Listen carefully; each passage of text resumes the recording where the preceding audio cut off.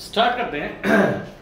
जैसा कि आप सबको अच्छी तरीके से पता है, बीएमसी में हमारे दो टॉपिक्स ऐसे हैं जो आपका सिलेक्शन एकदम से करवा भी सकता है और एकदम से रुका भी सकता है। अगर मैं आपसे बीएमसी के दो टॉपिक्स के बारे में डिस्कस करूं तो एक तो हमारा सीमेंट, एक तो सीमेंट है, ठीक है। फर्स्ट टॉपिक जो हमारा है जो बीएमसी में बहुत ज्यादा मार्क्स का आता है वो सीमेंट है, और जो सेकंड टॉपिक आपका है वो कौन सा आपका कंक्रीट। सीमेंट ऑलरेडी हम बहुत सारे क्वेश्चंस कवर कर चुके हैं और बहुत सारे क्वेश्चंस कराने का मजबूरी ये रहता है कि आजकल है ना वो इजी क्वेश्चंस आते नहीं है एग्जाम्स में, क्योंकि नौकरियां ज्यादा है नहीं। अब तो थोड़ी बहुत निकलती है तो उसमें कंपटीशन तो टफ होगा।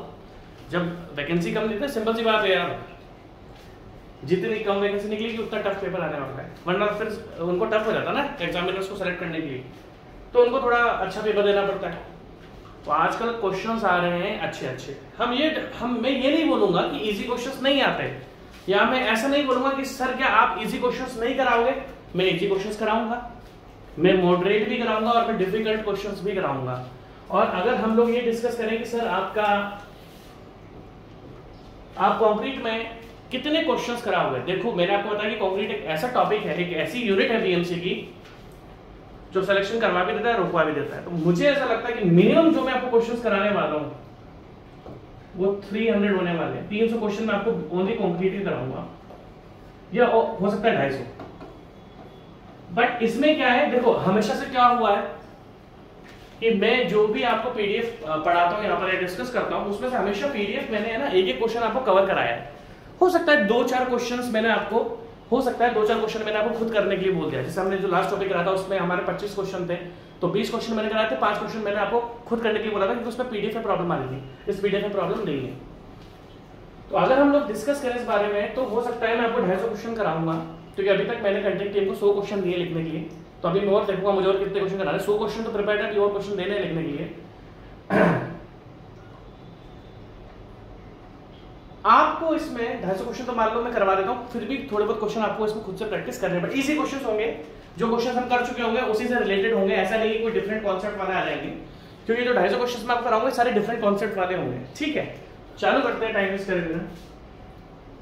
क्वेश्चन नंबर 1 देखो, जितने भी क्वेश्चंस करा रहा हूं अभी बोलूंगा इधर से क्वेश्चन आएगा, क्योंकि मैं अगर आपको कंक्रीट के 250 क्वेश्चंस करा रहा हूं तो कंक्रीट के 250 क्वेश्चंस आपको किसी किताब में आपको 250 क्वेश्चन नहीं मिलने वाले, और मैं 250 से भी ज्यादा कराऊंगा। ठीक है, compaction of concrete helps in. देखो जी, कंक्रीट की हमने पूरी थ्योरी पढ़ चुकी है, वापस थ्योरी पढ़ाकर मैं आपको टाइम वेस्ट नहीं करूंगा। कंक्रीट का पूरा हमने बेसिक्स पढ़ लिया, मतलब हमने बहुत डिटेल में आकर कंक्रीट यूनिट पढ़ लिया हमने। तो अब हमें क्वेश्चंस पे ध्यान देना है, तो ये थ्योरी जो है वो सब कंप्लीट करा चुका हूं मैं पहले ही। अब हमारा मेजर फोकस किस करेगा, क्वेश्चंस पर। ठीक है, कंक्रीट टेक्नोलॉजी का फर्स्ट क्वेश्चन है कि compaction of concrete helps in. देखो जी, कॉम्पैक्शन आपको मैंने पूरी यूनिट पढ़ा दी है, तो उसमें कॉम्पैक्शन क्या होता है यार वो आपको अच्छी तरीके से पता है। बट अगर मैं आपसे पूछूं कॉम्पैक्शन के फायदे क्या क्या होते हैं, अगर मैं आपसे पूछूं कॉम्पैक्शन के फायदे क्या क्या होते हैं, तो कॉम्पैक्शन के बहुत सारे फायदे होते हैं। क्या, जैसे इन्होंने लिखा compaction of concrete helps in. भाई कंक्रीट, अगर हम कंक्रीट का कॉम्पैक्शन करते हैं तो उससे क्या क्या फायदा होता है, तो फायदे तो हजारों हैं। अगर उसमें से कुछ मोटे मोटे बोलूं क्या क्या फायदा होता है कॉम्पैक्शन के, अल्टीमेट स्ट्रेंथ आपकी अच्छी हो जाती है। कॉम्पैक्शन का फायदा क्या है, अल्टीमेट स्ट्रेंथ आपकी अच्छी हो जाती है। दूसरा फायदा क्या है, आपका जो बॉन्ड होता है ना कंक्रीट और रीइंफोर्समेंट का, वो भी अच्छे से बन जाता है। बॉन्ड क्या होता है, अगर हम कंक्रीट में बॉन्ड की बात करें, पकड़ किसके बीच में, कंक्रीट और रीइंफोर्समेंट के बीच में, स्टील के बीच में। तो अगर हम कॉम्पैक्शन की बात करें तो अल्टीमेट स्ट्रेंथ तो ये बढ़ाता है, आपका बॉन्ड भी बढ़ाता है, बॉन्ड भी इंक्रीज करता है। जो बॉन्ड स्ट्रेंथ होती है आपकी, जो आपने बॉन्ड स्ट्रेंथ पढ़ा है आरसीसी में, बॉन्ड स्ट्रेंथ भी आपकी इंक्रीज होती है किसके बीच में, कंक्रीट और स्टील के बीच में। और अगर मैं और बोलूं, परमेबिलिटी को कम करता है, जो परमेबिलिटी होती है उसको ये डिक्रीज करता है, क्योंकि जब हम कॉम्पैक्शन करते हैं तो अगर हम बात डिस्कस करें व्हाट इज कॉम्पैक्शन, एयर को रिमूव कर देना। जो भी वॉइड्स के अंदर एयर भरी हुई होती है कंक्रीट के अंदर, उस एयर को हम रिमूव कर देते हैं, और इसी प्रोसीजर को हम क्या बोलते हैं, आपका compaction. What is compaction, removal of air from void. जो फंसी हुई आपकी एयर होती है कंक्रीट के अंदर, उसको हम रिमूव कर देते हैं। ठीक है, और क्या फायदा होता है कॉम्पैक्शन से, एयर तो रिमूव होती है। एग्रीगेट्स जो होते हैं ना, लाइक फाइन एग्रीगेट, वो डेंसली पैक्ड हो जाते हैं। जब एयर को रिमूव करोगे, देखो किसी भी चीज, दो पार्टिकल्स हैं उनके बीच में एयर है, अब आपने एयर को रिमूव कर दिया तो पार्टिकल्स पास पास में आ जाएंगे, पास पास आ जाएंगे तो डेंसिटी इंक्रीज हो जाएगी। तो अभी अगर मैं कॉम्पैक्शन के बारे में डिस्कस करूं क्या क्या फायदा होता है, देखो जी मैंने थ्योरी पढ़ा रखी है, बट मैं बच्चों की तरह डायरेक्ट आंसर नहीं बताऊंगा आपको, थोड़ा बहुत डिस्कस में जरूर करूंगा। तो कॉम्पैक्शन में सबसे पहला टॉपिक क्या हो गया कि अल्टीमेट स्ट्रेंथ इंक्रीज होती है कॉम्पैक्शन से। दूसरा पॉइंट क्या है, आपका बॉन्ड इंक्रीज होता है। तीसरा पॉइंट क्या बताया मैंने आपको, परमिबिलिटी डिक्रीज। परमिबिलिटी क्या होता है, आपके घर बने हुए हो तो आप कभी थोड़ी चाहोगे कि उसमें पानी लीकेज हो, तो जब वो अगर कोई कंक्रीट आपने करा है, कोई स्लैब आपने कास्ट करवाई है और उसमें अगर आपने कॉम्पैक्शन नहीं करा तो उसके अंदर परमिबिलिटी हो जाएगी और पानी आपका लीकेज हो जाएगा। कोई भी अपने घर में पानी का लीकेज नहीं चाहता, मैं भी नहीं चाहता, और मैं तो ये भी नहीं चाहता कि जो स्ट्रक्चर्स में बनवा रहा हूं उसमें भी कभी लीकेज हो। तो परमिबिलिटी भी डिक्रीज होती है। और क्या फायदा होता है, डेंसिटी इंक्रीज हो जाती है, डेंसिटी इंप्रूव हो जाती है, क्योंकि जब एयर निकाल दोगे, दो पार्टिकल्स के बीच में से एयर निकलेगी तो पार्टिकल पास पास में आ जाएंगे और फिर डेंसिटी इंक्रीज होगी। तो डेंसिटी इंक्रीज है तो फाइनली डेंसिटी इंक्रीज होने से उसकी अल्टीमेट स्ट्रेंथ भी बढ़ जाती है। भाई अल्टीमेट स्ट्रेंथ और डेंसिटी तो एक दूसरे से रिलेटेड है ना, जितनी ज्यादा डेंसिटी होगी उतनी ज्यादा उसकी स्ट्रेंथ होगी, जितनी कम डेंसिटी होगी उसकी उतनी कम स्ट्रेंथ होगी। और क्या क्या फायदे होते हैं, श्रिंकेज कम हो जाता है। मैं आपको सारे फायदे बता रहा हूं, श्रिंकेज कम हो जाता है। श्रिंकेज क्या होता है, वॉल्यूमेट्रिक चेंज। जब हम कंक्रीट को प्लेस करते हैं, मतलब उसकी पोरिंग करते हैं, तो कुछ टाइम के बाद उसमें से एयर का रिमूवल होता है, सॉरी वाटर का रिमूवल होता है, और वाटर रिमूवल से वो पार्टिकल्स पास में श्रिंक हो जाता है। कंक्रीट श्रिंक होने के कारण क्या होता है, क्रैक्स डेवलप होते हैं। तो अगर हम कंक्रीट में कॉम्पैक्शन करेंगे तो श्रिंकेज भी कम हो अगर आप कंक्रीट में कॉम्पैक्शन करोगे तो श्रिंकेज भी आपका क्या होगा, कम होगा। क्रीप भी कम होगा। क्रीप क्या होता है, समय के साथ किसी भी मेंबर के अंदर डिफॉर्मेशन जो आता है उसको हम क्या बोलते हैं, क्रीप। मैं आपको कॉम्पैक्शन के सारे फायदे करा रहा हूं, फिर मैं क्वेश्चन रखूंगा। मैं बच्चों की तरह नहीं हूं कि क्वेश्चन पढ़ाया आंसर बता दिया। पहले मैं टॉपिक के बारे में हल्का सा डिस्कस करूंगा, उसके बाद मैं ऑप्शंस पर आऊंगा। तो पहले हम टॉपिक्स को जो डायरेक्ट करने वाले हैं, अब देखो इसने दुनिया भर के ऑप्शन लिखे हैं, पहले हम डिस्कस कर लें, उसके बाद ऑप्शंस को जानेंगे ना, हम पहले डिस्कस कर लेंगे। तो हमने देखा श्रिंकेज भी कम होता है, क्रीप भी कम हो जाता है, डेंसिटी उसने इंक्रीज कर ही दी थी, ठीक है। अब जितने भी पॉइंट्स मैं आपको लास्ट बार बता रहा हूं ताकि आपके भेजे के अंदर चल जाए। अल्टीमेट स्ट्रेंथ बढ़ती है, डेंसिटी बढ़ती है, बॉन्ड होता है कंक्रीट और स्टील के बीच का वो इंप्रूव होता है, आपका श्रिंकेज कम होता है, क्रीप कम होता है, परमिबिलिटी डिक्रीज हो जाती है, ठीक है। अब आप ध्यान से देखना, compaction of concrete helps in, किस किस चीज में कॉम्पैक्शन ऑफ कंक्रीट हेल्प करता है। क्या मैंने आपको सेग्रीगेशन से रिलेटेड कोई पॉइंट बताया, नहीं sir. Removal of excess water, नहीं, removal of excess air. Compaction में एयर रिमूव होती है, और अगर आपने पानी को रिमूव करते हो तो ब्लीडिंग हो जाएगा। फिर अगर आपने पानी को रिमूव करते हो तो ब्लीडिंग हो जाएगा, ठीक है। तो अगर हम सबसे पहले बात करें तो सेग्रीगेशन नहीं। हाँ, बट आपको एक बात ध्यान रखनी है, अगर आपने कॉम्पैक्शन ज्यादा कर दिया तो उसके कारण सेग्रीगेशन हो जाता है। सेग्रीगेशन कोई अच्छी बात नहीं है, ये हमारे कंक्रीट के लिए एक बेकार प्रोसेस है कि अगर किसी कंक्रीट में सेग्रीगेशन हो जाएगा तो वो बेकार है। अगर आपने किसी में कॉम्पैक्शन ज्यादा कर दिया, कंक्रीट में कॉम्पैक्शन भी लिमिटेड होता है, तो उसमें सेग्रीगेशन इंक्रीज हो जाता है। बट यहाँ पर हेल्प की बात हो रही है, हेल्प मतलब अच्छाई, है ना। तो सेग्रीगेशन छोड़ दो, सेग्रीगेशन कॉम्पैक्शन से अगर ज्यादा कॉम्पैक्शन करोगे तो सेग्रीगेशन बढ़ जाएगा, ऑप्शन नंबर 1 गलत। Removal of access, no, removal of air. अब देखो, थर्ड इंक्रीज डेंसिटी।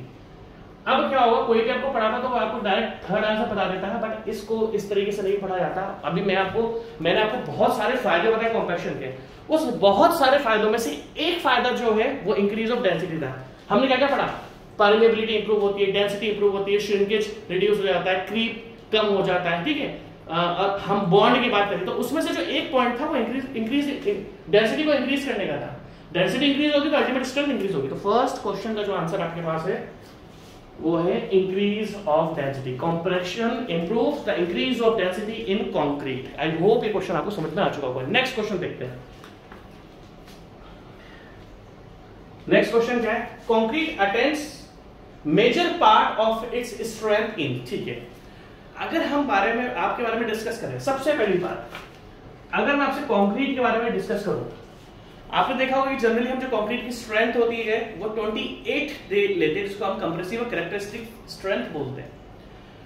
इसमें आपसे ये नहीं पूछा कि कंक्रीट अपनी 99% कौन से, अगर हम कंक्रीट देखो, अगर मैं फर्स्ट डे की बात करूं, 7th डे के बारे में बात करूं, 28th डे के बारे में बात करूं और 14th डे के बारे में बात करूं, तो 28th डे 99% स्ट्रेंथ कंक्रीट अपनी गेन कर लेता है, रिमेनिंग वो 1 साल तक करता रहता है। जो भी कंक्रीट की ग्रेड है, ग्रेड ऑफ कंक्रीट आपको पता है, प्रोपोर्शंस जो उसके अंदर के इंग्रेडिएंट्स है उसका प्रोपोर्शन क्या है, उसके बेस पे कंक्रीट की स्ट्रेंथ आती है और उसी को हम क्या बोलते हैं, उसको हम बोलते हैं कैरेक्टरिस्टिक स्ट्रेंथ, जो कि हम 28 डिफाइन करते हैं क्योंकि कंक्रीट अपनी स्ट्रेंथ 28 पे 99% कर लेता है। अब अगर मैं पहले दिन की बात करूं तो पहले दिन जो अपना कंक्रीट अटेंड करता है, जो पहले दिन जो हमारे कंक्रीट अटेंड करता है वो करता है आपका 16%। 7 डे कितनी करता है, अराउंड 65 से 67%, 65 से 67%। 14 डे वो करता है 90%। अब अगर आपके सामने मैंने चारों दिन की स्ट्रेंथ लिख दी, पहले दिन वो कितनी करेगा, कंक्रीट अपने जो भी उसकी ग्रेड है, लाइक M20 है तो 20 का 16% निकाल लो, उतनी स्ट्रेंथ आपको मिल जाएगी। भाई जैसे M20 ग्रेड है, ये 20 क्या होता है, ये इसकी कैरेक्टरिस्टिक स्ट्रेंथ होती है जो हमें 28% मिलती है। अब इस 20 का 16% कर लो तो 20 का 16% कितना आएगा, 20 का 1% कितना था, 2, 20% कितना होगा, 4 न्यूटन। दैट मींस अराउंड अगर M20 ग्रेड है तो वो अपनी 4 न्यूटन पर mm स्क्वायर स्ट्रेंथ को गेन कर लेगा कंक्रीट पहले दिन। क्वेश्चन का ध्यान से देखना, concrete attains major part of its strength. अगर हम मेजर पार्ट की बात करें ना, अब मैं आपको बहुत बढ़िया तरीका बताता हूं। बहुत से ऐसे काम होते हैं, भाई साहब मेरी बात ध्यान से सुनना जो मैं आपको बता रहा हूं। आप एक शॉपिंग मॉल बना रहे हो, देखो होता क्या है, जब आप कंस्ट्रक्शन करते हो तो आपके पास टीम होती है। हमारा कंस्ट्रक्शन में काम ये होता है कि आपकी जो टीम, लाइक लेबरर्स हैं, जो लेबर्स हैं, लेबर्स जो होते हैं वो बैठने नहीं चाहिए, क्योंकि जो सब कॉन्ट्रैक्टर होता है, लाइक जो पेटी कॉन्ट्रैक्टर होता है, वो बोलेगा कि भाई मैं तेरे को लेबर्स को पैसा दे रहा हूं तो तुम मेरे लिए काम करो। सिंपल सा फंडा ये है, मेरी बात ध्यान से सुनना। कोई भी कॉन्ट्रैक्टर अपनी लेबर्स को बिठाएगा नहीं, वो बोलेगा यार जब मैं तुझे डेली पैसा दे रहा हूं तो तू काम भी कर दे, तो बुराई भी नहीं है इसमें। और अगर एक्स्ट्रा काम कर रहा है तो एक्स्ट्रा पे कर उसको। ध्यान से देखना, आपने एक मॉल बनाना था, आपको मॉल में आपने कॉलम्स खड़े कर दिए, कॉलम्स खड़े कर दिए। अब क्या हुआ, कॉलम्स तो खड़े हो गए। अब कॉलम्स खड़े हो गए तो उसके ऊपर क्या डालोगे, बीम डालोगे, या आप कोई घर बना रहे हो, आपने कॉलम्स खड़े कर दिए तो बीम कब डालोगे। एक्चुअली होता क्या है, मैंने खुद ने ऐसा बहुत बार काम कराया है। जब मैंने क्यूब्स तो आप जानते हो जो भी कंक्रीट होता है उसका हम सैंपल लेते हैं, मैंने क्यूब्स को टेस्ट कराया और ये देखा है होता क्या है। देखो कंक्रीट तो 99% स्ट्रेंथ तो 28 दिन में होता है, बट मान लो आपको घर बनाना है, घर में कितने कॉलम होते हैं यार, घर में कितने, 10, 15, 20, 10 कॉलम जो होंगे। घर है, जैसे मेरा घर है, कोई एग्जांपल ले लो, कोई 1000 स्क्वायर फीट का घर है, तो 1000 स्क्वायर फीट का घर है, उसमें कितने कॉलम होंगे, 4, 5, 6, 7, 8, 10 होंगे ज्यादा से ज्यादा। ये 5-6 दिन में कास्ट हो जाते हैं। अब 5-6 दिन में कास्ट हो, अगर आपको बीम डालनी है तो क्या आप वेट करोगे कि मैं 28 दिन रुकूंगा? नहीं भाई साहब, लेबर्स को फ्री नहीं रखता कॉन्ट्रैक्टर। वो क्या बोलता है कि जब हमारे कॉलम कास्ट हुए 6-7 दिन हो चुके हैं, क्योंकि 68% स्ट्रेंथ जब कॉलम्स की आ जाती है तो आप उस पर कास्ट कर सकते हो। ध्यान रखना, हर कंस्ट्रक्शन का क्राइटेरिया अलग अलग है। कहने का मतलब क्या है कि अगर कॉलम्स को मेरे 7 दिन कास्ट हुआ, 6-7 दिन हो गए और उसकी स्ट्रेंथ अगर 67% आ चुकी है, मैं एक बार बहुत खतरनाक डाउट में फंस गया था। क्योंकि जहां पर मैं काम कराता हूं, जहां पर हमने कंस्ट्रक्शन कराया था, तो हमें भी कुछ ऐसा करना था कि कॉलम के ऊपर हमें कुछ करना था। तो हुआ क्या, जो हमें अब हम 6th डे पे फंस गए। एक्चुअली हमारे पास तो क्रेन्स मतलब यार क्रेन्स बहुत एक्सपेंसिव होती है, आपको पता है। जब लाइक आपको बताता हूं, पियर कैप इरेक्शन करना था हमें, तो आप समझने की कोशिश करो कि आपको हमेशा देखना है, देखो वो डिजाइनर बताएगा आपको कि कॉलम्स के ऊपर आप काम कब कर सकते हो। आप उससे बोलते हैं कि आप 67% स्ट्रेंथ में आप कर सकते हो, जो ऊपर का लोड है वो ज्यादा हैवी नहीं है, 67% में काम चल जाएगा, तो आप 67%। अब कहने का मतलब क्या है कि बहुत सी जगह अगर आप देखो, पहले दिन में 16% आती है, कोई मतलब नहीं है। 28वें दिन में 99% आती है, 28वें दिन तक आप रोक नहीं सकते हो, क्योंकि आपको फटाफट काम करना है। 14वें दिन में भी 90% है। बात क्या होती है, मैक्सिमम काम जो होते हैं, लाइक एक कंक्रीट के ऊपर आपको दूसरा कंक्रीट स्ट्रक्चर कास्ट करना है, मेंबर कास्ट करना है, तो 7th डे पर, दैट मींस इस स्ट्रेंथ पर आप दूसरा कंस्ट्रक्शन कर सकते हैं। लाइक कॉलम कास्ट कर दिया, उसने 7th डे स्ट्रेंथ। अब मैं आपको बहुत बढ़िया तरीका बताता हूं। अगर मान लो आपको 5वें दिन करना है, आपके पास ऐसी दुविधा में फंस गए, आप ऐसी दुविधा में फंस गए कि आपको 5वें दिन भी कॉलम के ऊपर काम करना है। आप कुछ नहीं करोगे, उसके जो क्यूब्स होते हैं ना, उसके क्यूब्स टेस्ट कर लो। अगर उसकी क्यूब की स्ट्रेंथ मान लो 90, एक्चुअली 7वें दिन 90% भी आ जाता है यार। हम तो आंखें देख की बात है, 7वें दिन हम तो बुकिश लैंग्वेज में भरोसा नहीं कर रही है, आईएएस कोड के अकॉर्डिंग इसलिए बता रहा हूं। मैंने 7वें दिन 90% स्ट्रेंथ देखी है, इवन 93% स्ट्रेंथ। 7वें दिन कंक्रीट की 93% स्ट्रेंथ गेन हो जाती है, बट हम तो आईएस कोड के अकॉर्डिंग चलेंगे, क्योंकि जो ग्रेड ऑफ कंक्रीट्स में मैं काम, जो ग्रेड्स ऑफ कंक्रीट पर मैंने काम करा है वो बहुत खतरनाक होती है, लाइक M55, M50, ये M20 पे तो यही होता होगा, है ना। तो कहने का मतलब क्या है, 7वें दिन ही 90% स्ट्रेंथ आ जाती है, जिस दिन आप अपनी आंखों से ट्यूब टेस्ट करवाओगे, बट आपके पास ग्रेड अच्छी होनी चाहिए, लाइक M55, M50, M45, ठीक है। Concrete attains major part of its strength on 7th day, क्योंकि 7वें दिन के बेस पर हम अगला काम चालू कर देते हैं, लाइक कॉलम के ऊपर आप बीम कास्ट कर सकते हो अगर वो अपनी 70% स्ट्रेंथ गेन कर चुका। बाकी लोड पर भी होता है, लोड कितना है कितना नहीं है, ठीक है। तो 7 दिन का मतलब क्या होता है, 1 वीक। एक छोटा सा क्वेश्चन है, मैं आपको डायरेक्ट बता सकता था कंक्रीट में, मैं आपको डायरेक्ट आंसर बता सकता था, बट ये मेरा तरीका नहीं है। Next question, M20 grade employees. देखो M20 ग्रेड का मतलब क्या होता है कि 28वें दिन आपकी 28 डे जो आपको स्ट्रेंथ मिलेगी वो कितनी मिलेगी। M20 का मतलब क्या होता है, 20 न्यूटन पर mm स्क्वायर, 20 न्यूटन पर mm स्क्वायर। क्या प्रोपोर्शन होता है इसका, 1/3। M20 का मतलब क्या है, 1, 1.5, 1/3, 3। M15 कितना होता है, 1, 2, 4। तो ये चीजें थोड़ा ध्यान रखना। M ये 1 to 4 क्या है, सीमेंट सैंड एग्रीगेट। अगर 1 kg सीमेंट है, 2 kg सैंड आएगा, 4 kg कोर्स एग्रीगेट आएंगे। एक्चुअली सैंड भी एग्रीगेट है, बट सैंड आपका फाइन एग्रीगेट है। तो 1 का रिप्लाई कर रहा है आपको यहाँ पर। 1 का क्या मतलब है, सीमेंट। इसके बाद जो सेकंड नंबर क्या कर रहा है, सैंड। और इसका क्या कर रहा है आपका कोर्स एग्रीगेट। सैंड होता है फाइन एग्रीगेट और हम कोर्स एग्रीगेट की बात कर रहे हैं, ठीक है। तो 28वें दिन आपकी क्या स्ट्रेंथ आ रही है, 20 न्यूटन पर mm स्क्वायर। ये सीधा क्वेश्चन है। M20 grade implies that the strength of, अब देखो साइज क्या होता है, 150 mm। साइज क्या होता है आपका 150 mm, ठीक है। 15 mm की वजह से क्योरिंग शेल भी। देखो ये बच्चों वाले क्वेश्चन है, इस क्वेश्चन पे ज्यादा ध्यान हमको नहीं लगाना, इजी क्वेश्चन है, ठीक है। अब नेक्स्ट ध्यान रखना, नेक्स्ट क्वेश्चन देखो, the strength and quality of concrete depends on. देखो ये क्वेश्चन ऐसे हैं, जब तक आपको इनके बारे में पता नहीं लगेगा ना, तब तक आप कुछ कर नहीं सकते हो। क्योंकि देखो मैं अब इसका देखो, अगर मैं क्वेश्चन नंबर 4 का आंसर, मुझे तो पता है यार, मैंने क्वेश्चंस दिए हैं, कंटेंट टीम को क्वेश्चंस लिखने तो मैंने दिए ना, तो मुझे तो इसके आंसर्स पता है। मैं अभी देखो सिंपल सा फंडा है, आपको 2 तरीके से मैं पढ़ा सकता हूं। देखो फर्स्ट तरीका देखो, strength and quality of concrete depends on. देखो जो स्ट्रेंथ और क्वालिटी ऑफ कंक्रीट डिपेंड होती है, वो किस पर डिपेंड होती है, ग्रेडिंग ऑफ एग्रीगेट पर भी होती है, सरफेस एरिया पर भी होती है, सरफेस टेक्सचर पर भी, ऑल ऑफ द अबव, ठीक है। नेक्स्ट क्वेश्चन पर पढ़ते हैं, ठीक है भाई। नेक्स्ट क्वेश्चन पर पढ़ते हैं। एक तरीका तो ये होता है कि हाँ जो strength and quality of concrete होती है वो तीनों पर डिपेंड करती है, ठीक है। ऑल ऑफ द अबव ऐसा नहीं पढ़ाया जाता और ऐसे आपको समझ में भी नहीं आएगा। देखो अब मैं आपको शुरुआत करता हूं, ऐसा नहीं होता, क्योंकि कोई भी चीज 100 चीजों पर डिपेंड होती है। अब ध्यान से देखना, अगर मैं कंक्रीट की स्ट्रेंथ की बात करूं तो सबसे पहले कंक्रीट की जो स्ट्रेंथ या क्वालिटी डिपेंड होती है, वो डिपेंड होती है क्वालिटी ऑफ मटेरियल पे। सीमेंट कैसा यूज कर रहे हो, सीमेंट के 100 टेस्ट है, सीमेंट के तो 100 टेस्ट है, सीमेंट को आइडेंटिफाई करने के लिए कि सीमेंट अच्छा है या नहीं है, उसके 100 टेस्ट है। एग्रीगेट के भी 100 टेस्ट है। तो सबसे पहले अगर हमें स्ट्रेंथ चाहिए या क्वालिटी चाहिए कंक्रीट की, तो हमारा सबसे पहला जो काम होगा वो होगा हमें क्वालिटी ऑफ मटेरियल्स देखना है। लाइक सीमेंट के भी बहुत सारे टेस्ट है, साउंडनेस है, जो भी टेस्ट है उसका इनिशियल सेटिंग, फाइनल सेटिंग, ठीक है। उसके बाद एग्रीगेट्स भी हैं, उसका एब्रेशन टेस्ट है। तो ये क्वालिटी ऑफ मटेरियल आपको सबसे पहले पता होना चाहिए कि क्वालिटी ऑफ मटेरियल क्या है, ठीक है। उसके बाद अगर मैं आपसे एग्रीगेट, देखो सीमेंट का तो आपको बताया मैंने, उसके बाद एग्रीगेट की अगर हम बात करें, कोर्स एग्रीगेट की, भाई क्या साइज है, क्या शेप है उसकी, क्या उसका टेक्सचर है, ये भी हमें पता होना चाहिए। अब देखना ऑप्शंस पर हम बाद में आएंगे, पहले हम ये देखते हैं कि क्वालिटी किस किस पर डिपेंड करती है।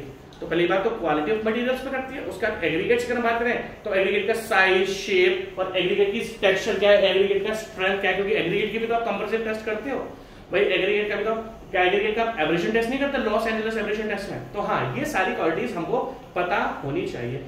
और किस पर डिपेंड करता है, ये फर्स्ट हो गया सीमेंट पे, क्वालिटी ऑफ सीमेंट है ना, साउंडनेस जो भी है, ठीक है।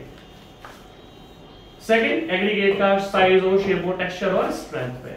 और किस पर डिपेंड करता है भैया? सबसे important water cement ratio. Water cement ratio जो आप रख रहे हो कंक्रीट का, वाटर सीमेंट रेशियो आपको पता है क्योंकि मैं आपको डायरेक्ट क्वेश्चन नहीं करा रहा हूं, मैं आपको पहले मैंने थ्योरी पढ़ाई है, थ्योरी के बाद भाई साहब मैं आपसे टॉपिक डिस्कस कर रहा हूं। वाटर सीमेंट रेशियो क्या है कंक्रीट का, उस पर भी स्ट्रेंथ और क्वालिटी डिपेंड करती है।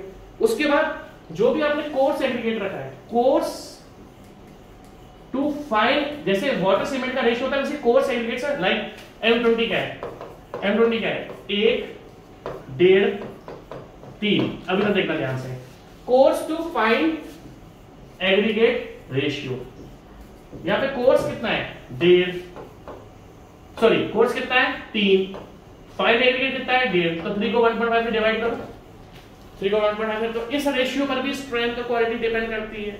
समझ रहे हो मेरी बात? और किस पर डिपेंड करता है?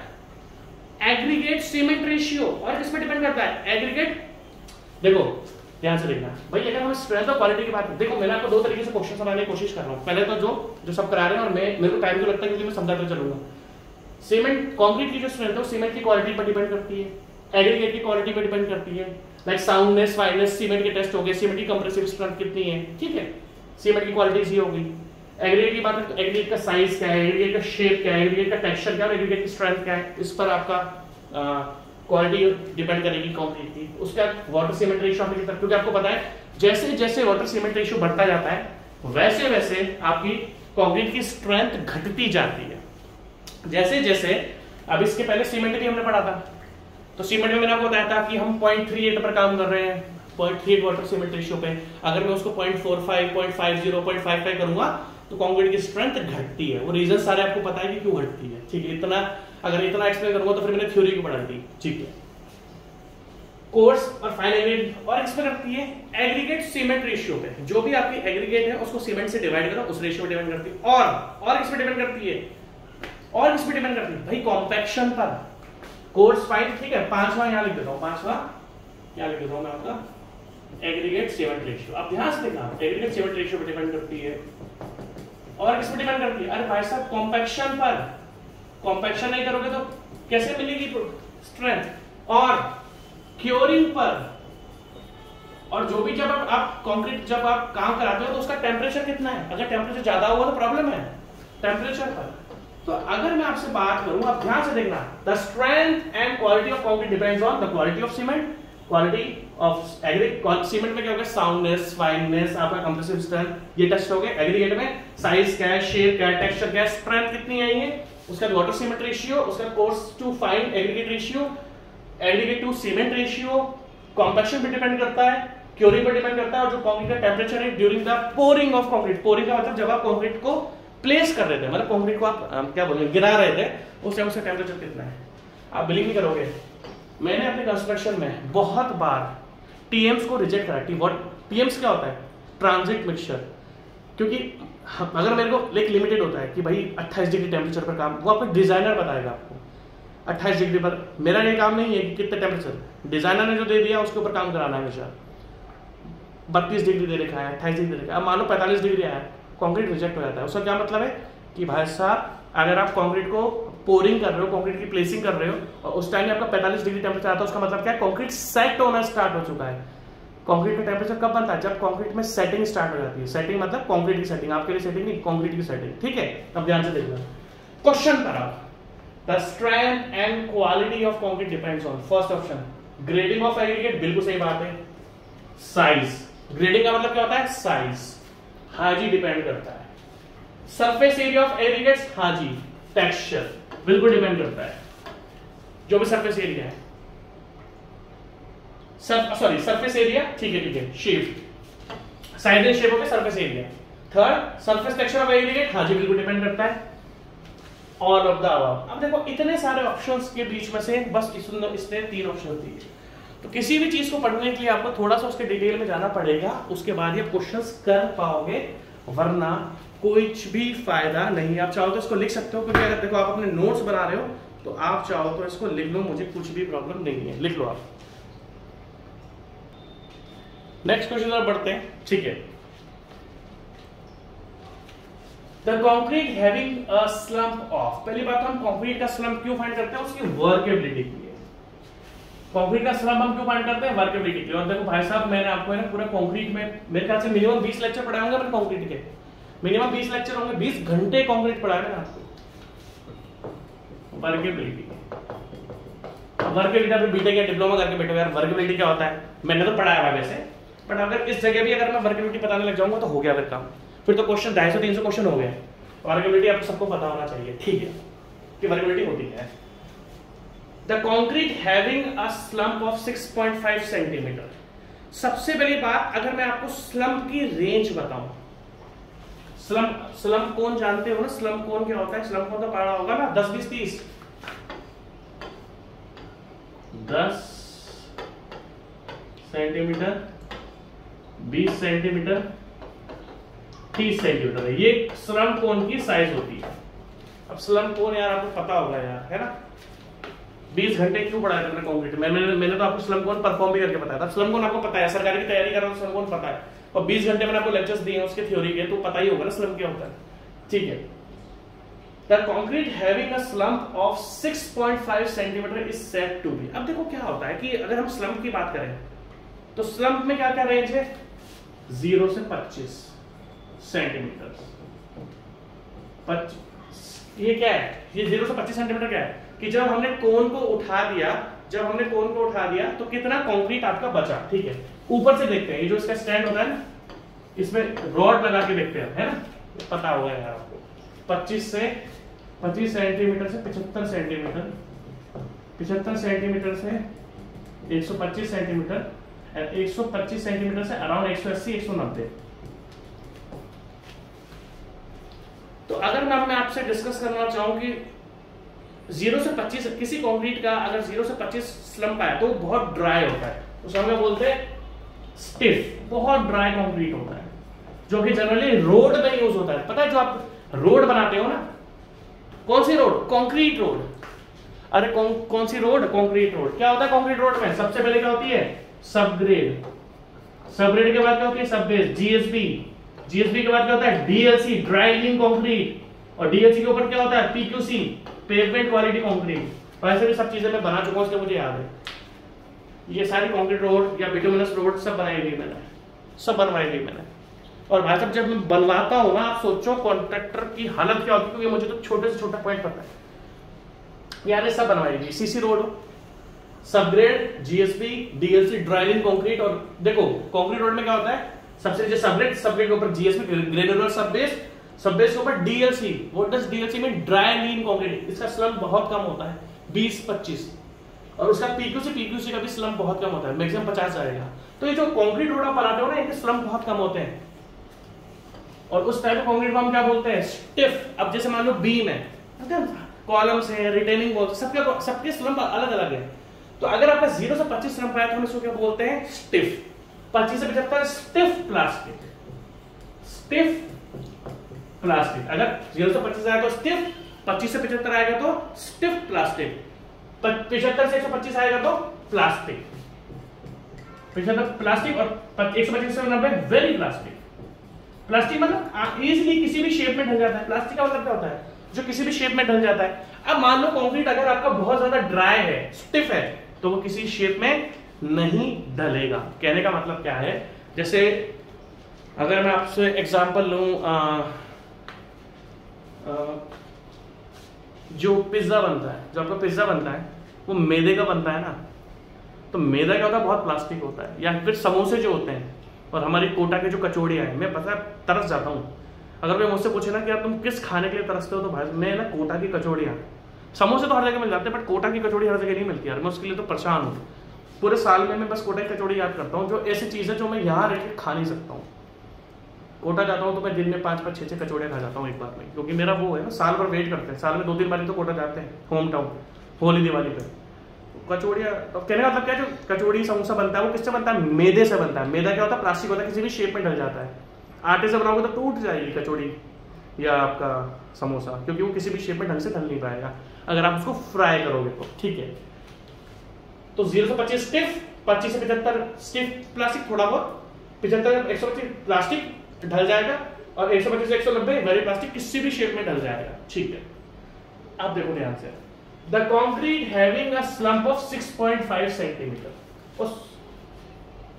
The concrete having a slump of 3.5 centimetre, अगर 6.5 सेंटीमीटर, अगर कोई भी अगर कंक्रीट का स्लंप आपका 6.5 सेंटीमीटर है, समझ में मेरी बात, तो किसको आप क्या बोलोगे? देखो 0 से 25, देखो दो, आप समझने की कोशिश कर रहे हो मेरी बात। अगर ये 65 सेंटीमीटर होता, लाइक एग्जांपल ले लो 60, यार मुझे लगता है 65 ही है, ये 6.5 यहाँ पे गलत लिखा हुआ है, 6.5 यहाँ पे गलत लिखा हुआ है, ये 65 है, 65 लिखो इसको, क्वेश्चन में गलती है ये। अगर concrete having a slump of 65 centimetre, क्योंकि इसका आंसर मुझे एक्चुअली पता है, और इसका आंसर तभी ठीक आएगा जब 65 सेंटीमीटर के अकॉर्डिंग होगा, ठीक है। अगर आपका मान लो कंक्रीट का स्लंप 65 सेंटीमीटर है, 65 का है, इस रेंज में आएगा, तो आपका क्या होता है? ये स्टिफ प्लास्टिक, स्टिफ प्लास्टिक। और प्लास्टिक लेकर जाइए 75 से 125, या फिर आपका देखो ना, सबसे पहले स्टिफ 25 से 75 आपका स्टिफ प्लास्टिक, 75 से 125 प्लास्टिक, और 125 से 190 वेरी प्लास्टिक। तो अगर हम इसको 65 सेंटीमीटर से मानते हैं तो 25 से 75 की रेंज में आता है, जो हमारा स्टिफ प्लास्टिक है, मतलब सेमी प्लास्टिक, ठीक है। तो इजी क्वेश्चन था, बट स्लंप आपको सारे याद होने चाहिए, तभी इजी है। अगर स्लंप आपको याद नहीं होंगे तो फिर इजी नहीं है, ठीक है। आ जाओ क्वेश्चन नंबर 6 देखो, सेपरेशन ऑफ, देखो सबसे पहले आप मुझे एक चीज बताओ, दो चीजें होती हैं, आपने ये मुझे सबसे पहले ये दो टर्म्स बताओ, सेग्रीगेशन आपको पता है वैसे, दूसरा ब्लीडिंग। आपको सबसे पहले इन दोनों में डिफरेंस देखना पड़ेगा। सेग्रीगेशन और ब्लीडिंग में डिफरेंस क्या होता है? जब तक आपको सेग्रीगेशन और ब्लीडिंग में डिफरेंस नहीं पता होगा तब तक आप ये क्वेश्चंस कर नहीं पाओगे। अगर मैं आपसे पूछूं सेग्रीगेशन का मतलब क्या होता है, कंक्रीट में सेग्रीगेशन क्या होता है? हमारे लिए एक विलेन है। सेग्रीगेशन का मतलब क्या होता है कि हर चीज अलग अलग हो जाती है, लाइक एग्रीगेट एक साथ। कंक्रीट क्या होता है, जब भी आप कंक्रीट को पोर करोगे उसमें देखना सब कुछ यूनिफॉर्म है। क्या यूनिफॉर्म का मतलब कि थोड़े बहुत कहने का मतलब क्या है कि मान लो मैं कंक्रीट को गिरा रहा हूं तो कंक्रीट में एग्रीगेट एक जगह इकट्ठे नहीं होने चाहिए, सीमेंट एक जगह इकट्ठा नहीं होना चाहिए। कहने का मतलब क्या है, अगर मान लो एग्रीगेट क्या, जैसे मान लो कंक्रीट है तो एग्रीगेट इसमें यूनिफॉर्मली डिस्ट्रीब्यूटेड होने चाहिए इस तरीके से जो हम पोर करते हैं। ऐसा नहीं है, अगर कोई मान लो कंक्रीट आप स्लम की, क्या होता है जब आप स्लम टेस्ट करते हो ट्रांजिट मिक्सचर में ट्रोली होती है, ट्रोली। हमें तो इतना एक्सपीरियंस हो गया है कि जब वो ना ट्रांजिट मिक्सचर से कंक्रीट गिरता है ना, बिल्कुल ऊपर आता है और ऊपर से बस जस्ट गिरने वाला होता है, उसकी शक्ल देख के हम स्लम बता देते हैं भाई साहब 190 180। हमें इतना एक्सपीरियंस हो चुका है कंक्रीट का, मेरे साथ वाले लोगों को, मुझे, कि हम कभी भी स्लम को आप कर लो बीच में, हमें शक्ल देख के पता लग जाता है कंक्रीट की शक्ल देख के कि उसका स्लंप कितना है। आप भी जब कंस्ट्रक्शन कराओगे आपको शक्ल देखते ही पता लग जाएगा। फिर भी आप टेस्ट करो, क्योंकि बीच बीच में हम भी टेस्ट करते हैं। क्या होता है, जैसे हमें कंक्रीट रिजेक्ट करना है, हमें पता लग गया यार इसका स्लंप 200 से ज्यादा है, 200 से ज्यादा स्लंप आपको नहीं रखना है। स्लंप अगर ज्यादा रखेगा इसका मतलब क्या है, पानी उसके अंदर ज्यादा है, पानी उसके अंदर ज्यादा है इसका मतलब क्या है, उसकी स्ट्रेंथ घट जाएगी। समझ लो मेरी बात, अगर मान लो स्लंप 200 आ गया तो इसका मतलब क्या है, आप समझ लो, तो उसके अंदर पानी बहुत ज्यादा है तभी तो स्लंप 200 मिल गया, वरना स्लंप 200 मिलता है। पानी अगर ज्यादा है तो उसकी स्ट्रेंथ कम होगी, क्योंकि वाटर बढ़ते ही स्ट्रेंथ कम हो जाती है। तो कभी कभार हम टेस्ट भी करते हैं जब हमें कंफ्यूजन होता है, ठीक है। सेग्रीगेशन का मतलब क्या है कि भाई साहब ये जो एग्रीगेट होता है ना वो एक जगह इकट्ठे इस तरीके से एक साथ आ जाएंगे। यहाँ पर फिर हल्का स्लरी टाइप, स्लरी मतलब सीमेंट सैंड का पेस्ट दिखेगा। यहाँ पर क्या सब यूनिफॉर्मली डिस्ट्रीब्यूटेड है, यहाँ पर यूनिफॉर्मली डिस्ट्रीब्यूटेड नहीं है। तो सेग्रीगेशन का मतलब होता है, segregation of material in concrete is the separation of coarse aggregate, separation of cement paste, separation of sand, ठीक है। अगर ये बोला जाए कि सेपरेशन होता क्यों, यार सभी की स्पेसिफिक ग्रेविटी अलग अलग होती है। सीमेंट की स्पेसिफिक ग्रेविटी अलग है, कोर्स एग्रीगेट की स्पेसिफिक ग्रेविटी अलग है। देखो कोई भी चीज ढंग से मिक्स होके जैसे पानी है, ओनली पानी की अगर हम बात करें तो पानी की जो पूरे पानी की जो स्पेसिफिक ग्रेविटी होती है वो सेम होती है, तो पानी एक दूसरे से अलग नहीं होता। पानी में कुछ भी चीज, लाइक ऑयल है, पानी में जो ऑयल होता है वो तैरता है ना, फ्लोट करता है, क्यों करता है, उसकी स्पेसिफिक ग्रेविटी अलग है। तो कहने का मतलब क्या है, सेग्रीगेशन, ये भी क्वेश्चन आ सकता है कि सेग्रीगेशन होता क्यों है। Segregation is due to difference of specific gravity. अगर स्पेसिफिक ग्रेविटी का डिफरेंस बहुत ज्यादा होगा तो सेग्रीगेशन आपका हो जाता है। ये कहीं ना कहीं मेन रीजन है। और किस कारण हो सकता है, आपको पता है ना आईएस कोड में क्या बोला है, कभी भी हम कंक्रीट को 1.5 मीटर से ज्यादा ड्रॉप नहीं करते हैं।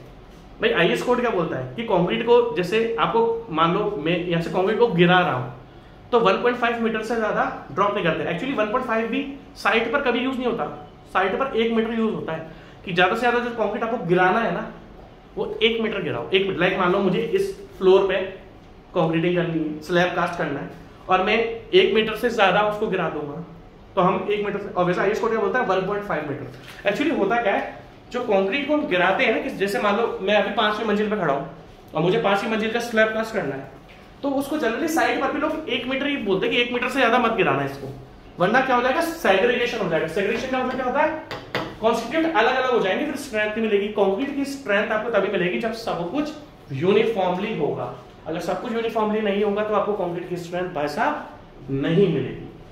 Now the separation of water, sand, cement. अब ध्यान से देखना, हाँ ब्लीडिंग क्या होता है, ब्लीडिंग में क्या होता है, पानी की जो लेयर होती है ऊपर की तरफ आ जाती है, जो उससे पानी यूनिफॉर्मली मिक्स होना चाहिए था। देखो सेग्रीगेशन क्या है, bleeding is one type of segregation. Bleeding भी सेग्रीगेशन ही है, बट सेग्रीगेशन में तो सब कुछ अलग अलग हो जाता है और ब्लीडिंग में होता है बस ओनली पानी अलग होता है। पानी ऊपर की लेयर में, जब भी आप कंक्रीट को फिनिश करोगे, कंक्रीट की जब हम फिनिशिंग करेंगे तो पानी उसके ऊपर आ जाता है, वो स्पेसिफिक ग्रेविटी का लफड़ा। तो अगर आप सेग्रीगेशन देखेंगे तो सारे कॉन्स्टिट्यूएंट अलग अलग हो जाएंगे, और अगर हम ब्लीडिंग की बात करेंगे तो ब्लीडिंग में क्या होता है, ब्लीडिंग में आपका पानी जो होता है वो आपका ऊपर आ जाता है, एक टाइप का सेग्रीगेशन ही होता है। अभी तो देखो ध्यान से क्वेश्चन देखना है, क्वेश्चन देखो, separation of water, sand, cement from a freshly mixed concrete is known as segregation. अगर ये पानी की बात करते तो हम उसको बोलते ब्लीडिंग, बट यहां पर से बोला है सेपरेशन, मतलब अलग अलग हो गए, वाटर, सैंड, सीमेंट सब अलग अलग हो गए, तो ये क्या होता है आपका सेग्रीगेशन। 6 का आंसर क्या बनेगा आपका सी। 7th question, water cement ratio. ठीक है, हाँ ये भी अच्छा क्वेश्चन है। जब भी किसी कंक्रीट का हम वाटर सीमेंट रेशियो की बात करते हैं, लाइक वाटर सीमेंट रेशियो कितना है, जैसे मान लो वाटर सीमेंट रेशियो 0.45, तो ये जनरली किसके लिए डिस्कस करा जाता है, एक बैग सीमेंट के लिए, for 1 bag of cement, for 1 bag of cement, कि एक सीमेंट में एक सीमेंट बैग में 1 बैग ऑफ सीमेंट, सीमेंट के एक बैग में कितना केजी सीमेंट होता है 50, वॉल्यूम कितना होता है 34.5 लीटर्स, वॉल्यूम कितना होता है 34.5 लीटर्स। ठीक है, तो अगर हम ये बात डिस्कस करें कि सीमेंट, अगर ये वाटर सीमेंट रेशियो जो जनरली डिस्कस किया जाता है, आप ध्यान से देखना, water cement ratio is generally expressed in the volume of water required पर बैग ऑफ सीमेंट। ये water cement ratio generally discuss करता है कि अगर एक बैग सीमेंट आपके पास है तो आप उसमें कितना पानी मिलाओगे, और एक सीमेंट बैग में कितना केजी होता है 50 केजी।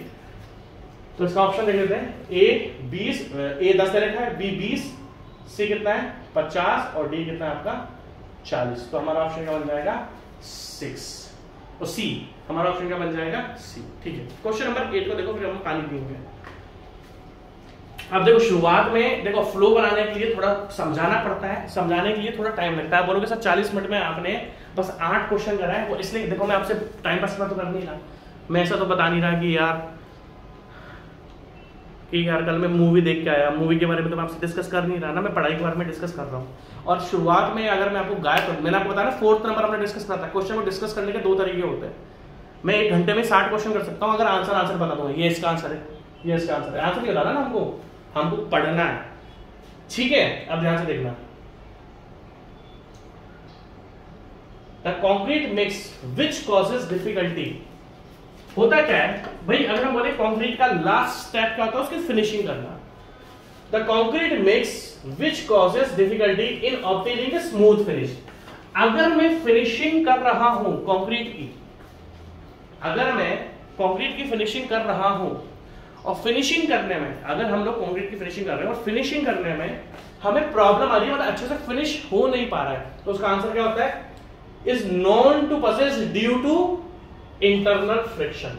अगर aggregates, coarse aggregate, fine aggregate के बीच में बहुत ज्यादा अगर आपका फ्रिक्शन है, बहुत ज्यादा अगर आपका फ्रिक्शन है, तो आपको स्मूथ सरफेस मिल नहीं पाएगी। हम मुझे पानी पीकर 2 मिनट, तो उसका अगला क्वेश्चन चालू करेंगे। ठीक है जी, वेट करो 1 सेकंड, चालू करते हैं नेक्स्ट क्वेश्चन।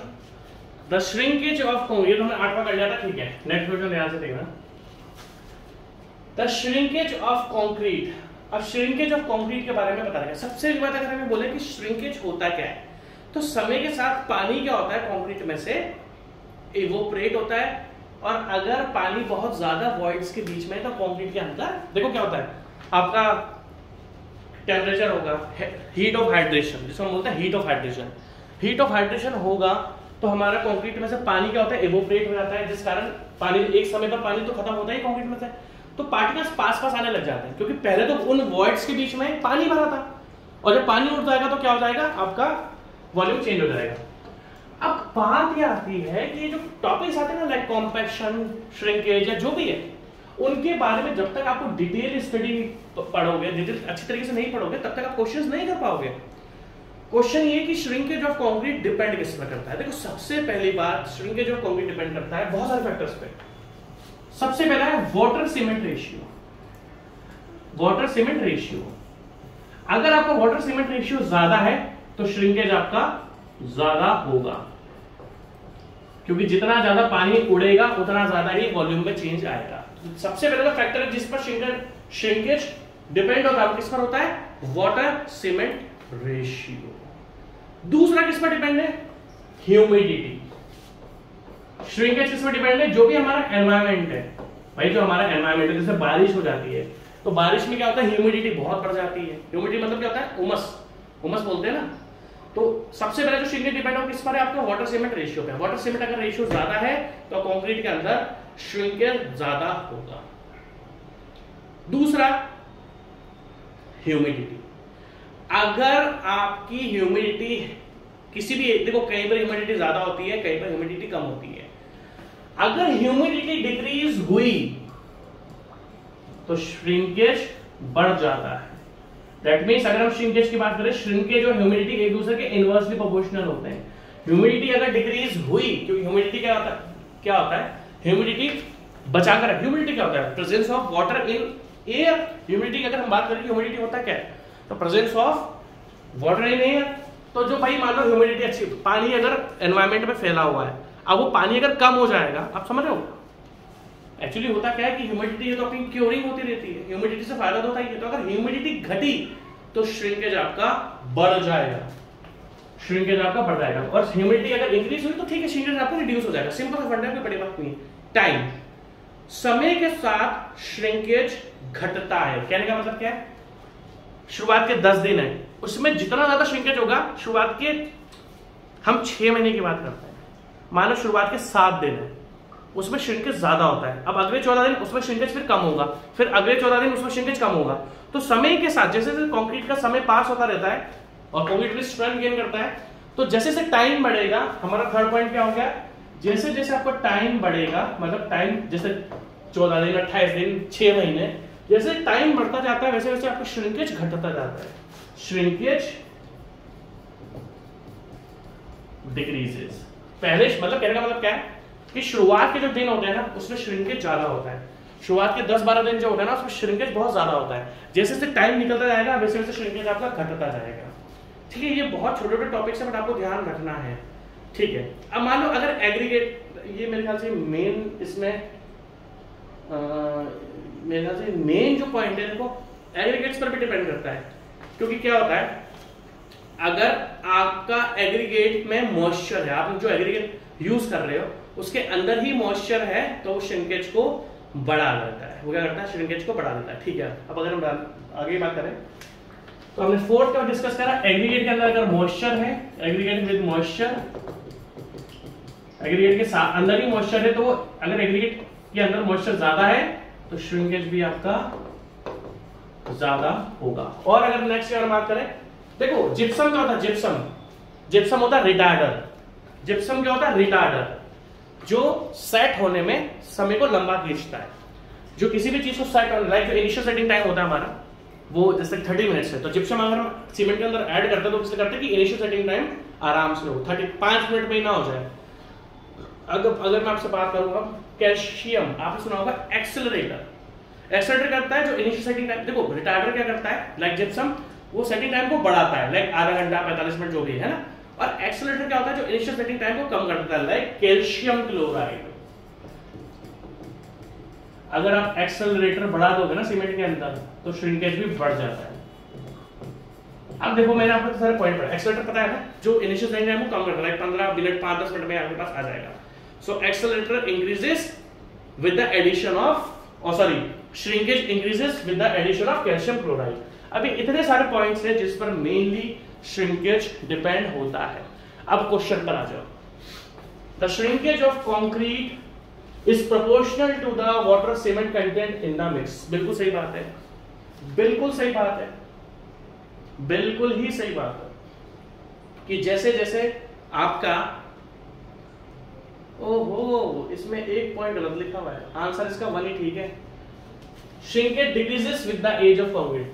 जैसे जैसे समय होता जाता है ना, इसने गलत ऑप्शन दे रखा है। और जिस बुक का एक क्वेश्चन है उसमें गलती दे रखी है उन्होंने, क्योंकि डी आंसर दे रखा, all of the above, all of the above नहीं है। श्रिंकेज समय के साथ घटता है। शुरुआत में जितना श्रिंकेज होगा बाद में उतना श्रिंकेज नहीं हो सकता। इन्होंने क्या लिखा है, shrinkage of concrete increases with the age of concrete. No, shrinkage of concrete decreases with the age of concrete. ये और जिस बुक का क्वेश्चन है ना उसमें एक क्वेश्चन का आंसर गलत देकर रखा हुआ है, क्योंकि उन्होंने डी देकर रखा हुआ है। डी इसका आंसर बिल्कुल भी नहीं है, तो हम इसका आंसर ए ही टिक करेंगे, क्योंकि ए के अलावा मुझे कोई भी इसका ढंग का ऑप्शन नहीं दिख रहा। मैं बुक्स के ऊपर नहीं जाता हूं, मैं अपने कॉन्सेप्ट्स के ऊपर आता हूं। ठीक है, गुड क्वालिटी सैंड।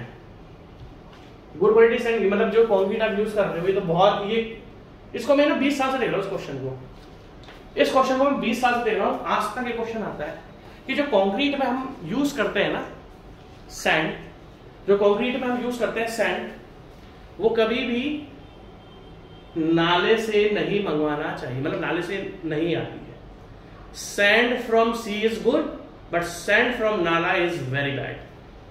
कौन सी सैंड अच्छी होती है? इस क्वेश्चन को देखें, कौन सी सैंड सबसे अच्छी होती है? क्योंकि रिफाइन हो जाती है। रिफाइन का मतलब जो ग्रेडेशन हमें चाहिए वो मिल जाता है। अगर मैं सी के बारे में बात करूं कि सबसे बेस्ट सैंड कहां की होती है, तो वो होती है सी की। Best sand from sea because of refine, because of refining. मतलब हम उसकी ग्रेडेशन चेंज भी कर सकते हैं, ग्रेडेशन हम कंट्रोल कर सकते हैं सैंड का, जो हमें समुद्र से मिलती है। पर नाले से जो सैंड मिलती है ना, उसकी ग्रेडेशन आप चेंज नहीं कर पाते, बेकार होता है, रिफाइन नहीं हो सकता है। जैसे आप खाने का तेल लेते हो तो देखा था रिफाइंड तेल, रिफाइंड तेल मिलता है ना आपको। ठीक है, तो भैया इसका 20 साल से देख रहा हूं क्वेश्चन को। Good quality sand is never obtain from नाला, क्योंकि इसकी सैंड क्या होती है, बेकार। ये तो बच्चों ने क्वेश्चन बताया। ठीक है, next question. Concrete is unsuitable for the compaction by vibrator. ठीक है भाई साहब, बहुत ही ज्यादा अच्छा क्वेश्चन है। सबसे पहली बात, अगर मैं आपसे पूछूं, ध्यान से देखना, वाइब्रेटर क्या होता है? जो कॉम्पैक्शन करता है। अगर हम वाइब्रेटर्स की बात करें, वाइब्रेटर्स बहुत अलग अलग टाइप के होते हैं, बट अभी हम कंक्रीट की बात करेंगे। ठीक है, अगर हम कंक्रीट के बारे में बात करें तो वाइब्रेटर क्या करता है? कॉम्पैक्शन करता है। कॉम्पैक्शन मतलब एयर को रिमूव करता है, removal of air, removal of air. कितने टाइप के वाइब्रेटर्स होते हैं? फर्स्ट, नीडल वाइब्रेटर,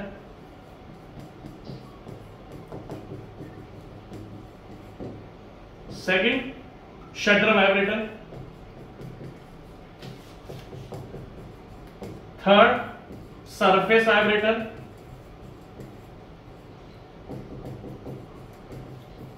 देखो जो वाइब्रेटर्स, जैसे कि हमने डिस्कस किया, वाइब्रेटर्स बहुत जगह होते हैं। जब आप सीमेंट देखो, हमें कंक्रीट में डिस्कस करना है, हमारा कंक्रीट में वाइब्रेटर का काम क्या है? Removal of air from concrete. ठीक है, नीडल वाइब्रेटर है, शटर वाइब्रेटर है, सरफेस वाइब्रेटर, और लास्ट में क्या होता है? Table vibrator. जो हमारे क्यूब्स होते हैं ना, क्यूब्स, वो टेबल में वाइब्रेट हो जाते हैं। ठीक है, concrete is unsuitable for the compaction by vibrator if it is, ये जनरली जो वाइब्रेटर्स होते हैं ना, ये जनरली क्यों यूज होते हैं? जब चीजें ड्राई होती है ना, ड्राई। जैसे मैं आपसे बोल रहा हूं वीवी ऑपरेटर्स। वीवी ऑपरेटर्स क्या होता है? वीवी ऑपरेटर्स आप छोड़ दो, अभी आपको वीवी ऑपरेटर्स पढ़ाना सही नहीं है। हमेशा आपको ध्यान रखना है, मेनली ये चार नीडल क्या होता है? नीडल टाइप की निकली हुई होती है, उससे हम वाइब्रेशन करते हैं, उससे कॉम्प्रेशन होता है। शटर क्या होता है? जो कॉलम्स या बीम से शट होते हैं वो चिपक जाता है। भाई निडल का होता है पतली सी निडल, लाइक हम अभी जो मैं कल ही यूज कराई वो 60 mm की निडल थी। 60 mm का मतलब क्या, वो जहां पर लगेगी वो 600 mm तक। भाई निडल के क्या होता है 60 mm, 60 mm निडल का मतलब क्या है 40 mm। 60 mm का मतलब क्या है कि जहां पर आप लगाओगे ना कंक्रीट के उसके अंदर निडल को, वो 600 mm तक कॉम्पैक्ट करेगा, 600 mm तक कॉम्पैक्ट करेगा। और नीचे तो 300 mm है ही सही, आपको पता होगा कि है ना। तो अगर हम बात करते हैं निडल वाइब्रेटर की, तो एक निडल टाइप होता है, उसको लगा देते हैं। और मैंने निडल वाइब्रेटर सबसे ज्यादा यूज कराई है। दूसरा होता है सरफेस, ये शटर वाइब्रेटर, जिसे आपने पियर बनाया, बड़ा सा पियर, 4 मीटर का पियर है, 2 मीटर का पियर है, तो उसमें क्या होता है निडल ढंग से घुस नहीं पाती, तो शटर के ऊपर ही चिपका दिया जाता है शटर वाइब्रेटर। तीसरा होता है सरफेस वाइब्रेटर। सरफेस वाइब्रेटर तो आपने देखा ही होगा, जमीन पे लोग लेके वाइब्रेट करते रहते हैं, सरफेस के ऊपर रख दे उसको, वाइब्रेट करता रहता है।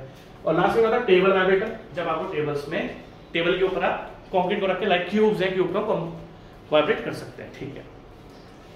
तो concrete is unsuitable for the compaction. अभी जो मशीन्स होती है ना, लाइक वाइब्रेटर्स, ये हमेशा यूज करते हैं जब कंक्रीट आपका ड्राई होता है, ये मशीन्स है ना। बट अगर आपका कंक्रीट बहुत ज्यादा प्लास्टिक है तो उसमें हम इन मशीन्स को यूज नहीं करते। अगर आपने, क्या होता है अगर ड्राई कंक्रीट है बहुत ज्यादा, लाइक अगर मैं बात करता हूं रोड के बारे में, तो रोड लाइक सीसी रोड हमने बात डिस्कस करी थी, आपको मैंने एक चीज बताई कि अगर आपने ज्यादा कंप्रेशन कर दिया ना तो सेग्रीगेशन हो जाएगा कंक्रीट के अंदर। तो अगर कोई प्लास्टिक है ना तो उसमें कभी भी मशीन्स यूज नहीं करी जाती है। जो ड्राई होता है, ड्राई की मशीन्स यूज होती है। तो आज इतना काफी रखते हैं, इसका नेक्स्ट लेक्चर हम लोग कल करेंगे।